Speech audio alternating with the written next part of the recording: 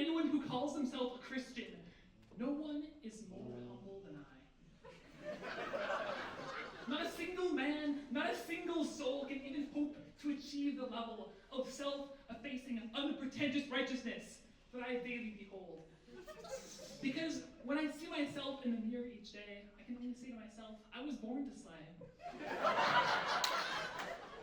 Slay any notion of any thought that I'm somehow fundamentally superior to anyone else, that is. And when I get dressed, as I put on my clothes, I don't fret much about what I will wear, since I only own drab garments to ensure the public won't stare at my strapping figure, my sinewy form. When I enter the room, every girl's face gets warm. Perchance. But enough about me, gosh. What's the point of making such a big deal about myself? After all, the point of humility is to downplay all of the good that you do or you say.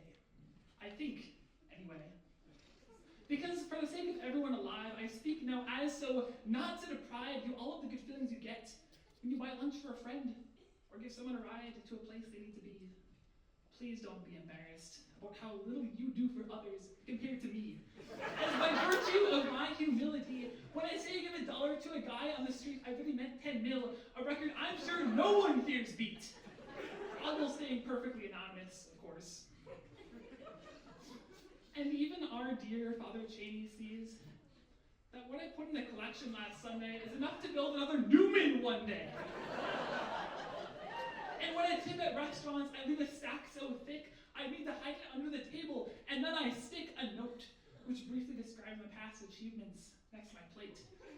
And then from there, I so patiently wait for the waiter or waitress to come back from the back. Then I shake their hand, give them a hug, and say, thank you for your wonderful service. And although I don't suppose that you deserve this, I left a little something extra for you this evening. I give to the poor. I give alms and I tithe. All with a disposition so exquisitely blithe. Because I know when I come home, I'll have compounded that day more interest on my assets than I really should say.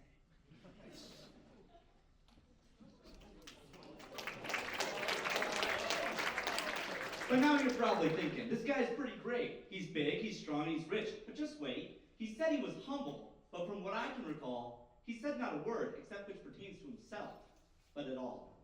Of yourself! It's your first thought of the day. And of all the words, humble is the one that you say? The righteousness you claim should be preceded by self. Thus your unpretentious self-effacement ought to be put on the shelf. But a slight affirmation can be given just here, as you put aside thoughts of being superior to anyone else, but I do suppose that statement alone is quite on the nose.